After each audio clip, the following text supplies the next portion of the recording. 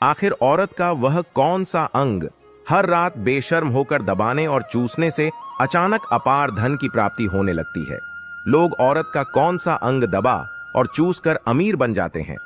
जो भी मनुष्य औरत का यह अंग दबाता या चूसता है, उसके घर में सदा मां लक्ष्मी का वास रहता है और महालक्ष्मी की कृपा सदैव बनी रहती है। तो दोस्तों, आज की इस वीडियो में हम आपको एक सच्ची कहानी के माध्यम से बताएंगे कि औरत का वह कौन सा अंग है जिसे हर पुरुष को दबाना और चूसना चाहिए।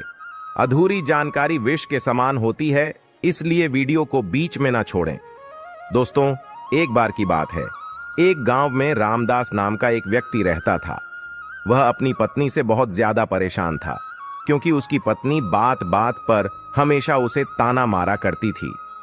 तुम्हारे पास है ही क्या, घर में खाने तक को कुछ नहीं है? दोस्तों, उसके घर में बिल्कुल कंगाली छा गई थी। एक भी रुपया नहीं था और उसके घर में खाने के लिए अन्न का एक दाना तक नहीं था। दोस्तों, एक तो घर में खाना नहीं, ऊपर से पत्नी का ताना। वह बहुत परेशान हो गया था। उसे समझ नहीं आ रहा था कि मैं क्या करूं। एक दिन की बात है जब वह अपने घर से एक सुनसान रास्ते पर निकल गया। वह बहुत ही सुनसान रास्ते पर चल ही रहा था कि उसे एक साधु तपस्या करते हुए दिखाई दिए। वह उनके पास जाकर बैठ गया। जब साधु ने अपना तप खत्म किया तो रामदास उनके सामने जोर जोर से रोने लगा।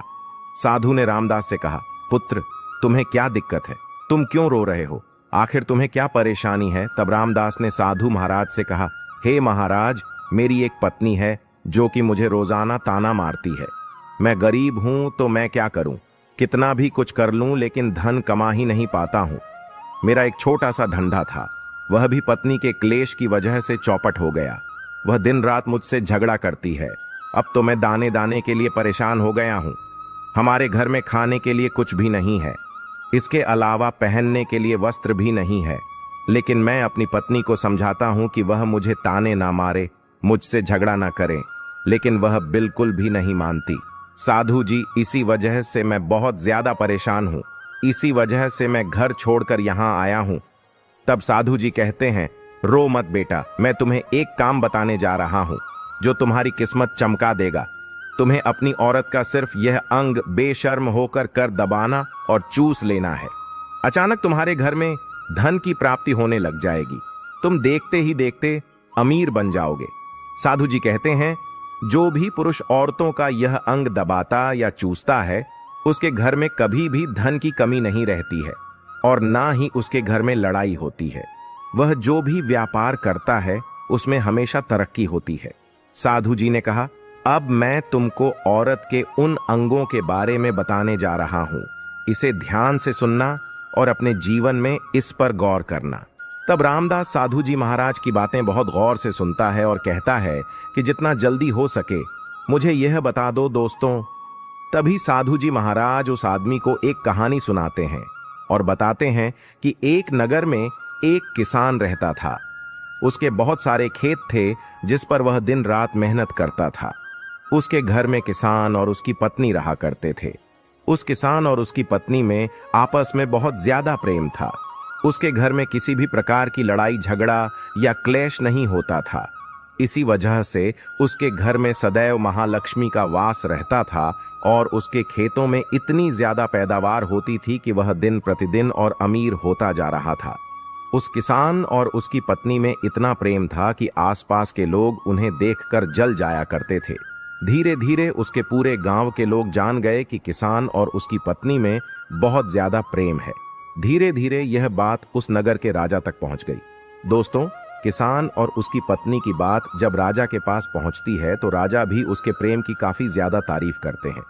वह सभी से बताते हैं कि हमारे नगर में एक किसान और उसकी पत्नी रहते हैं जिनमें कभी भी लड़ाई झगड़े नहीं होते हैं। उन दोनों में आपस में इतना प्रेम है कि मैंने ऐसा अपनी जिंदगी में कभी भी नहीं देखा। एक बार की बात है, राजा पूरे नगर में ढिंढोरा पिटवा देता है कि इस नगर में जितने भी लोग हैं वह सभी अपने घर में घी का दिया जलाएंगे। राजा की पत्नी पूछती है कि आप ऐसा क्यों कर रहे हैं? सबके घर में घी का दिया क्यों जलवा रहे हैं? राजा अपनी पत्नी की बात सुनकर कहते हैं, दीपक प्रेम की निशानी होता है। जिसके घर में घी का दीपक जलता है उसके घर में सदैव प्रेम बना रहता है और मैं चाहता हूं कि जो प्रेम किसान और उसकी पत्नी के घर में है वह हमारे पूरे नगर में रह रहे पति पत्नी के बीच हो। इसीलिए मैं हर घर में दीपक जलाना चाहता हूं। दोस्तों, राजा के सैनिक जाते हैं और हर जगह नगर में डुग्गी पीट देते हैं और कहते हैं सभी के घर रात भर घी का दीपक जलना चाहिए। दोस्तों, राजा की बात मानकर सभी नगरवासी अपने घर में दीपक जला देते हैं, लेकिन जैसे ही आधी रात होती है सभी के घर के दीपक बुझ जाते हैं, लेकिन किसान के घर का दीपक वैसे ही जलता रहता है। दोस्तों, दीपक हमेशा किसान की पत्नी जलाती थी, लेकिन उसकी बात नहीं मानती थी। वह हमेशा अपनी मनमानी करती थी। उसका जो भी मन करता था वही काम करती थी, लेकिन किसान को इस बात से कोई भी दिक्कत नहीं होती थी, क्योंकि किसान बहुत समझदार था। किसान सोचता था यदि मैं अपनी पत्नी को रोक टोक करूंगा तो घर में बेवजह ही लड़ाई झगड़ा होंगे। कई चीजें किसान इस वजह से अनदेखा करता था कि उसके घर में प्रेम बना रहे राजा अपने महल को छोड़कर पूरे नगर का नजारा देख रहे थे। उन्होंने देखा कि सारे नगर में किसी के घर में दीपक नहीं जल रहा है, लेकिन किसान के घर में दीपक जल रहा है। तब राजा अपनी रानी से बोलता है कि देखो, किसान और उसकी पत्नी के घर में दीपक जगमगा रहा है, लेकिन पूरे नगर में कहीं भी दीपक नहीं जल रहा है। इसी से पता लगता है कि किसान और उसकी पत्नी में कितना प्रेम है। तब राजा की पत्नी राजा से बोलती है कि जो किसान और उसकी पत्नी में प्रेम है वह किसान की पत्नी की वजह से है, और इसी वजह से उसके घर में इतना ज्यादा प्रेम है। दोस्तों, जब राजा रानी की बात सुनता है तो कहता है नहीं, तुम्हारा सोचना गलत है। जो प्रेम किसान के घर में है वह उसकी पत्नी की वजह से नहीं है, बल्कि वह किसान की वजह से है। रानी कहती है कि किसान की पत्नी बहुत ज्यादा समझदार है। आपका सोचना गलत है, और यही वजह है जो कि उनके घर में कभी भी लड़ाई झगड़ा नहीं होता है। राजा कहता है कि किसान समझदार है, और रानी कहती है कि किसान की पत्नी समझदार है। दोस्तों, इसी तरह कुछ देर चलता रहा। इसी बात को लेकर राजा और रानी के बीच काफी झगड़ा हो गया। इसके बाद रानी राजा की दाढ़ी उखाड़ ली और राजा ने रानी को उठाकर पटक दिया। इसके बाद राजा कहता है हम लोगों को झगड़ा करने की जरूरत नहीं है, क्यों ना हम किसान और उसकी पत्नी की परीक्षा ले लें। सारा दूध का दूध और पानी का पानी हो जाएगा। लड़ाई करने के बाद इस बात पर राजा और रानी दोनों सहमत हो गए और दोनों की परीक्षा लेने के लिए तैयार हो जाते हैं। तब राजा अपने महल में जाता है और एक पुरुष सैनिक को बुलाता है और पुरुष सैनिक से बोलता है कि तुम किसान के पास जाओ और जो जो प्रश्न मैं तुमसे बोल रहा हूं वह तुम किसान को बोल देना। वह पुरुष सैनिक बोलता है ठीक है महाराज। वह सैनिक राजा की बात सुनकर किसान के पास जाता है। उस समय किसान की पत्नी खेतों में गई थी, लेकिन किसान की कुछ तबीयत ठीक नहीं थी, इस वजह से वह खेतों पर नहीं गया था।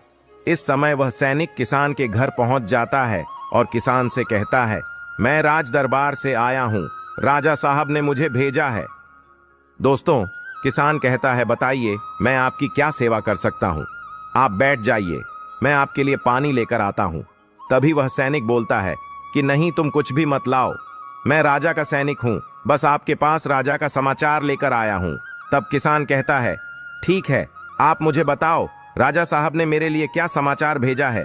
सैनिक कहता है किसान, राजा साहब ने यह बोला है कि यदि तुम अपनी पत्नी को छोड़ देते हो तो राजा जी आपको बहुत सारे हीरे जवाहरात और साथ में तुम्हारे जमीन से 2 गुना ज्यादा जमीन राजा जी आपको गिफ्ट में देंगे।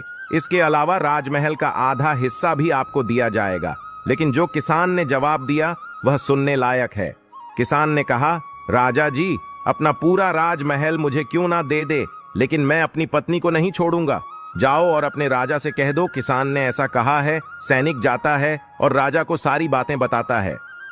इस समय रानी वहां पर सैनिक की बात सुन रही थी। सुनने के बाद रानी ने कहा आपने किसान की तो परीक्षा ले ली, लेकिन किसान की पत्नी की परीक्षा नहीं ली है।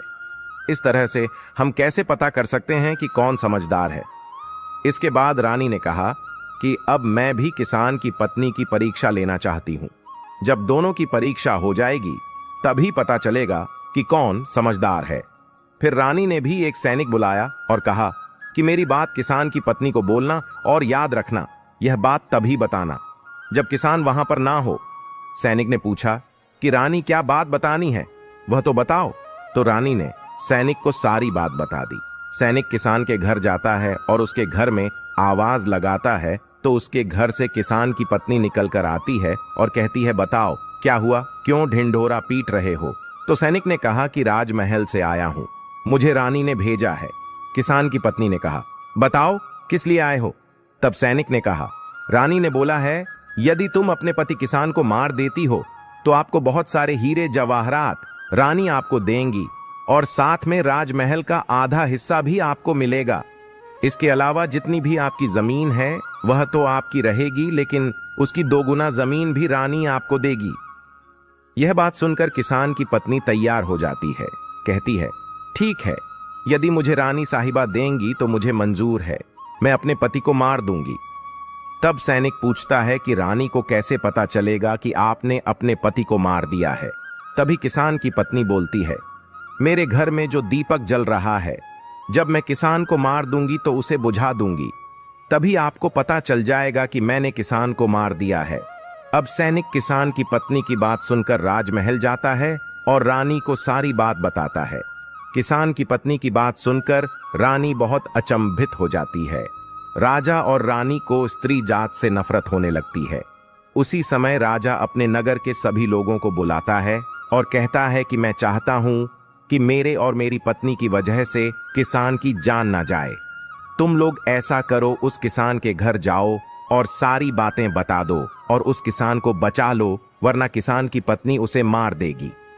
इधर सैनिक किसान के घर जाते हैं और सोचते हैं कि किसान की पत्नी किसान को रात में मारेगी और दिया बुझाएगी। इससे पहले ही हम किसान के घर में पहुंच जाते हैं और किसान को बचा लेते हैं। दोस्तों, जैसे ही राजा के सैनिक किसान के घर पहुंचते हैं तो देखते हैं कि किसान तो मरा पड़ा हुआ है। तो सैनिक किसान की पत्नी से बोलते हैं कि तुमको तो किसान को रात में मारने के लिए बोला गया था, लेकिन आपने अभी किसान को क्यों मार दिया? तब उस किसान की पत्नी बोलती है कि किसान को तो मुझे मारना ही था, रात में तो मुझे सिर्फ दिया ही बुझाना था, इसलिए किसान को तो मैंने दिन में ही मार दिया है। सभी सैनिक तुरंत ही किसान के घर से दौड़े दौड़े जाते हैं और राजा रानी को सारी बातें बताते हैं। राजा और रानी क्रोध से आग बबूला हो जाते हैं। इसके बाद राजा और रानी किसान की पत्नी को बंदी बनाकर लाने के लिए अपने सैनिक से कहते हैं। सैनिक जाते हैं, किसान की पत्नी को बंदी बनाकर ले आते हैं। राजा किसान की पत्नी से पूछता है, ऐसा तुमने क्यों किया? तुम लालची औरत हो, तुम्हें पैसों से प्यार है। तभी किसान की पत्नी ने जवाब दिया और बताया कि मुझे तो किसान को पहले ही मारना था, वह तो मैं कोई बहाना ढूंढ रही थी, क्योंकि किसान की आदत बहुत खराब थी, वह मेरे साथ बहुत खराब व्यवहार किया करता था। तो राजा ने कहा, ऐसा क्या करता था किसान? तो किसान की पत्नी ने जवाब दिया कि वह मेरे नाक का ऊपरी हिस्सा अपनी उंगली से हमेशा दबाया करते थे। इसके अलावा किसान एक काम और मेरे साथ करता था, वह किसान मेरे कान का पिछला हिस्सा अक्सर अपनी जीभ से स्पर्श किया करता था। राजा ने पूछा, ये बताओ, जब आप लोग गरीब थे तब क्या किसान आपके साथ ये काम करता था? तो किसान की पत्नी बोलती है, नहीं महाराज, तब ऐसा नहीं करता था। तब राजा ने कहा, मैं समझ गया कि किसान ऐसा क्यों करता था। उसी समय साधु जी ने रामदास से पूछा, तुम्हें कुछ समझ में आया औरत का कौन सा अंग दबाने तथा चूसने से लोगों को अचानक धन की प्राप्ति होती है? तो रामदास ने कहा, नहीं साधु जी, मुझे अभी समझ में नहीं आया। तभी साधु जी कहते हैं, अगर अभी समझ नहीं आया तो मैं फिर से आपको बताता हूं। किसान अपनी पत्नी के साथ जो पहला काम करता था वह है, उसके नाक के ऊपरी हिस्से को अपनी उंगली से दबाता था। तो जिस भी मनुष्य के घर में पैसों की किल्लत है, उसे अपनी उंगली से औरत के नाक के ऊपरी हिस्से को जरूर दबाना चाहिए। दोस्तों, औरत के नाक के ऊपरी हिस्से को बहुत शुभ माना जाता है। इसी वजह से जो यह काम करता है वह हमेशा धनवान पुरुष बन जाता है। दूसरा काम है, जो भी पुरुष औरत के कान का पिछला हिस्सा अपने जीभ से स्पर्श करता है, उसके किस्मत के द्वार खुल जाते हैं, उसे अचानक धन की प्राप्ति होती है। ऐसा इसीलिए होता है क्योंकि औरत के कान के पिछले हिस्से में माता लक्ष्मी का वास होता है। जब आप ऐसा करते हैं तो माता लक्ष्मी आपसे प्रसन्न हो जाती है और आपको अपार धन देती है। और आपने एक बात तो जरूर सुनी होगी, औरतें माता लक्ष्मी का रूप मानी जाती है। यही वजह है, इस संसार में जो भी मनुष्य यज्ञ पवित्र काम करता है उसका घर धन से भर जाता है, जो कि इस कहानी में किसान भी अपनी पत्नी के साथ करता था। लेकिन आप जब भी ऐसा काम करें तब आपको अपनी पत्नी को पूरी बात बता देनी चाहिए, अन्यथा आपके जीवन में ऐसा अनर्थ भी हो सकता है। दोस्तों, आज का ज्ञानवर्धक वीडियो कैसा लगा कमेंट करके जरूर बताएं और हाँ, कमेंट में हर हर महादेव लिखना ना भूलें। धन्यवाद।